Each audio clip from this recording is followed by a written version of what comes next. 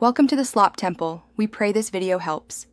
In this video, I will explain how to make canvas size adjustments. First, it is important to distinguish between changing the image size, which resamples pixels, and altering the canvas size, which modifies the document's boundaries. We will explore how to locate the canvas size option within your editing software. You will also learn to select appropriate units, such as pixels, inches, or centimeters, for accurate dimension control. This ensures your workspace perfectly fits your creative vision.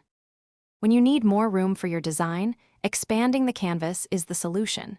You can easily increase the width, height, or both dimensions to create additional working space around your existing content.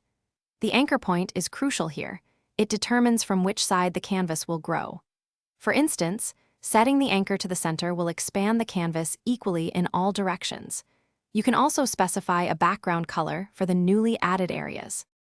Sometimes, you might need to reduce your canvas size to crop out unnecessary elements or to fit specific dimensions. It is important to remember that decreasing the canvas will permanently delete any pixels that fall outside the new boundaries.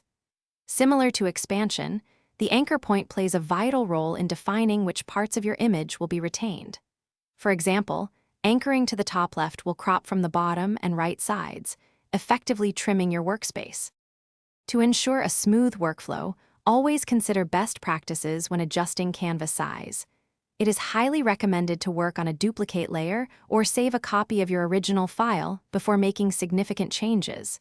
Think about your final output.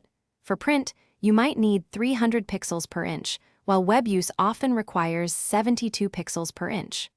Also, experiment with various aspect ratios and dimensions to find what best suits your project's needs. Thanks for watching. Consider subscribing if we helped you.